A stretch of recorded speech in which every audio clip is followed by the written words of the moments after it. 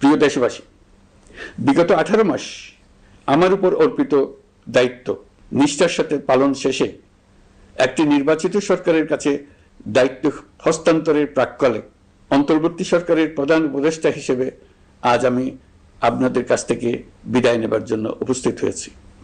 আজ বিদায়ের দিনে 5ই আগস্টের কথা স্মরণ করে আপনাদের কিছু কথা বলবো। কি মহা মুক্তির দিন ছিল সেদিন, সে কি আনন্দের দিন। বাংলাদেশিরা দেশে বিদেশে যে যেখানে ছিল আনন্দে চোখের পানি ফেলেছিল। দৈত্যের গ্রাস থেকে তরুণ ছাত্রছাত্রীরা দেশকে বের করে এনেছে, দেশ মুক্ত হয়েছে। কিন্তু দেশ সম্পূর্ণ অচল। এই অচল দেশটিকে কিভাবে সচল করা যাবে সেটা ছিল সবার মনে। অভ্যুত্থানের ছাত্র নেতারা ঠিক করলো দেশকে সচল করার জন্য একটি সরকার লাগবে। সরকার গঠন ও চালাবার জন্য তারা আমাকে খবর দিল। আমি তখন বিদেশে, আমি দায়িত্ব নিতে রাজি না। তারা জাতির প্রতি কর্তব্য পালনের কথা বলে আমাকে রাজি করালো। 18 মাস পর এখন আমার যাওয়ার পালা। আমি আজ আমার কাজ হতে বিদায় নিতে আপনাদের সামনে এসেছি। আমাদের প্রথম কাজ ছিল দেশকে সচল করা। এটি ছিল সবচেয়ে কঠিন কাজ। যারা দেশকে লুটে পুটে খেত তারাই দেশের এই যন্ত্র চালাতো। তাদের একান্ত অনুগত লোকজন নিয়ে অভ্যুত্থানের সঙ্গে সঙ্গে সবাই পালিয়ে গেছে। বড় কর্তা পালিয়েছে, মাঝারি কর্তা পালিয়েছে, অন্যরা ভোল পাল্টিয়েছে অথবা আত্মগোপনে চলে গেছে। কেউ নানা জনের সুপারিশ নিয়ে আসছে, তারা অভ্যুত্থানের গোপন সৈনিক ইত্যাদি। সরকারের ভেতর যারা পালিয়ে যাননি তাদের মধ্যে কাকে বিশ্বাস করবেন, কাকে বিশ্বাস করবেন না, এটি মহাসংকট হয়ে দাঁড়ালো। যতই মৃতদেহের অঙ্গ প্রত্যঙ্গবিহীন দেহের সন্ধান আসছিল ততই তারা চিহ্নিত হচ্ছিল। সেই থেকে 18 মাস চলে গেছে।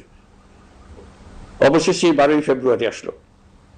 1.5 যুগ পরে দেশে একটি জাতীয় নির্বাচন এবং ব্যাপক সাংবিধানিক পরিবর্তনের জন্য সর্বসম্মত জুলাই সনদের উপর গণভোট অনুষ্ঠান হলো। এই নির্বাচনে উৎসব মুখর পরিবেশ, দেশের সর্বত্র একটা ঈদের পরিবেশ ছিল যা আমাদের ইতিহাসে স্মরণীয় হয়ে থাকবে।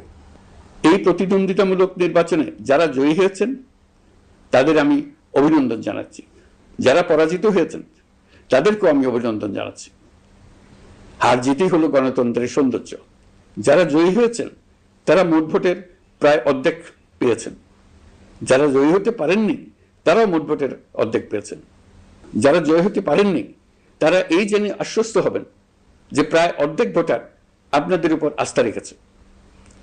আগামী দিন নতুন সরকার দায়িত্ব গ্রহণ করবে। এর মাধ্যমে আমাদের 18 মাসের দায়িত্বের সমাপ্তি হবে। 24শে জুলাই মাসে বাংলাদেশের মানুষ এক অভূতপূর্ব অভ্যুত্থানের মধ্য দিয়ে তাদের মুক্তি, আকাঙ্ক্ষা ও মর্যাদার দাবি উচ্চারণ করেছিল। সেই সময় দেশ একটি গভীর রাজনৈতিক, অর্থনৈতিক, প্রাতিষ্ঠানিক ও মানবিক সংকটে নিপতিত ছিল। রাষ্ট্রযন্ত্রের উপর মানুষ আস্থা হারিয়ে ফেলেছিল। গণতন্ত্র হয়েছিল ধূলিসাৎ, ভবিষ্যৎ ছিল অনিশ্চিত। ঠিক সেই সংকটময় সময়ে আমাকে আহ্বান জানানো হয়েছিল একটি লক্ষ্য সামনে রেখে বাংলাদেশকে আবার স্বাভাবিক জীবনে ফেরানোর জন্য 3টি দায়িত্ব দেওয়া হয়েছিল: সংস্কার, বিচার এবং নির্বাচন। আমি ও আমার সহকর্মীরা সবাই আমরা সেই অঙ্গীকার রক্ষার চেষ্টা করে গেছি। কোথায় কতটুকু সাফল্য অর্জন করতে পেরেছি, কোথায় ব্যর্থ হয়েছি, সে বিচারের ভার আপনাদের উপর থাকলো। আমাদের প্রচেষ্টায় কোনো ঘাটতি ছিল না। আমরা মানবতা বিরোধী অপরাধ, দুর্নীতি ও অনিয়মের বিচার প্রক্রিয়াকে রাজনীতি ও প্রতিশোধের ঊর্ধ্বে রেখেছি। আমরা ভঙ্গুর প্রতিষ্ঠানগুলোর প্রশাসনিক, বাণিজ্যিক, আর্থিক সংস্কারে হাত দিয়েছি যাতে ভবিষ্যতে কোনো সরকার জনগণের ইচ্ছার বিরুদ্ধে নিজেকে স্থাপন করতে না পারে। আর সর্বোপরি আমরা একটি উৎসবমুখর, অবাধ, নিরপেক্ষ, শান্তিপূর্ণ, পরিচ্ছন্ন ও বিশ্বাসযোগ্য জাতীয় নির্বাচনের আয়োজন করেছি। নতুন বাংলাদেশকে সেই পথ থেকে সরে আসতে হবে। আমাদেরকে প্রতিজ্ঞাবদ্ধ হতে হবে নিয়ম মানায়, প্রতিশ্রুতি রক্ষা, মান বজায় রাখা, রাষ্ট্রের প্রতিটি স্তরকে দুর্নীতিমুক্ত করায়, স্বচ্ছতা ও দায়বদ্ধতা নিশ্চিত করা। প্রিয় দেশবাসী, আমরা শূন্য থেকে শুরু করিনি, শুরু করেছি মাইনাস থেকে। ধ্বংসস্তূপ পরিষ্কার করে প্রতিষ্ঠান দাঁড় করিয়ে তারপরে সংস্কারের পথ ধরেছে। আজ অন্তর্বর্তী সরকার বিদায় নিচ্ছে, কিন্তু গণতন্ত্র, জবাবদিহিতা, বাক স্বাধীনতা, অধিকার চর্চার যে ধারা শুরু হয়েছে তা যেন কখনো থেমে না যায়। আমরা রাষ্ট্রীয় দায়িত্ব ছেড়ে গেলেও নতুন বাংলাদেশ গড়ার সার্বিক দায়িত্ব আমার, আপনার, আমাদের সবার।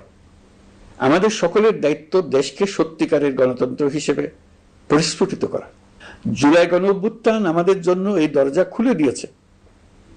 আমরা যদি স্বপ্ন, আকাঙ্ক্ষা ও শক্তিকে বাঁচিয়ে রাখতে পারি, তবে বাংলাদেশের অগ্রযাত্রা কেউ থামাতে পারবে না। গণঅভ্যুত্থানে যারা প্রাণ দিয়েছে, শরীরের অঙ্গ হারিয়ে দুঃসহ জীবনযাপন করছে, যাদের লাশ পুড়িয়ে ফেলা হয়েছে, যাদের লাশ এখনো খুঁজে পাওয়া যাচ্ছে না, যারা অল্পের জন্য বেঁচে গেছে, তাদের সকলের আত্মত্যাগকে এই জাতি যেন কোনোদিন ভুলে না যায়। প্রতিটি রাষ্ট্রীয় সিদ্ধান্ত গ্রহণে আমরা যেন তাদের ছবি মনে রেখে সিদ্ধান্ত নিই। আমাদের পরবর্তী প্রজন্মকে ক্ষমতাবানদের কিভাবে নিয়ন্ত্রণে রাখতে হয় সেই শিক্ষাটি যেন দিয়ে যেতে পারে।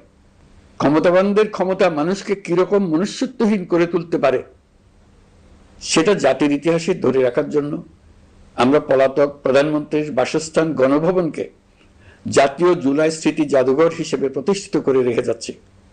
এখানে আপনাদের স্মৃতির বাস্তব নমুনা সংরক্ষণ করে রাখা হয়েছে। জাদুঘর যখন জনসাধারণের জন্য খুলে দেওয়া হবে, তখন আপনি যেখানেই থাকুন, দেশে থাকুন, বিদেশে থাকুন, আমি অনুরোধ করব আপনি সপরিবারে একবার এসে কিছুক্ষণ জাদুঘরে কাটিয়ে যাবেন। প্রিয় দেশবাসী, আসুন আমরা এমন একটি বাংলাদেশ করি যেখানে সম্ভাবনা সীমাহীন আর স্বপ্নের কোনো সীমানা নেই। গত 18 মাসে ক্রমান্বয়ে এদেশের মানুষের মধ্যে গণতন্ত্র, একটি কল্যাণমূলক শাসন ব্যবস্থা, বাক স্বাধীনতা, ক্ষমতাকে প্রশ্ন করতে পারা, সমালোচনা করতে পারা, জবাবদিহিতায় আনতে পারার যে চর্চা শুরু হলো, উৎসবমুখর পরিবেশে নির্বাচন আয়োজন করে জনগণের অধিকার নিশ্চিত হলো, এই ধারা যেন কোনো রকমেই হাতছাড়া হয়ে না যায়। আমি বিশ্বাস করি বাংলাদেশের আপামর জনসাধারণ এবং সকল রাজনৈতিক পক্ষ ইস্পাত কঠিন ঐক্যের মাধ্যমে এই ধারাকে আগামী দিনগুলোকে রক্ষা করবে, সমৃদ্ধ করবে।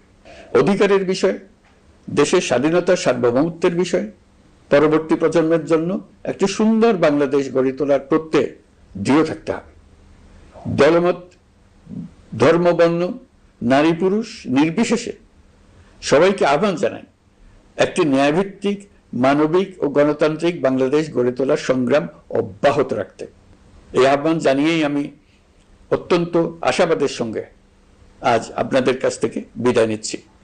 দেশের শিশু, কিশোর কিশোরী, তরুণ তরুণী, ছাত্রছাত্রী, নারী পুরুষ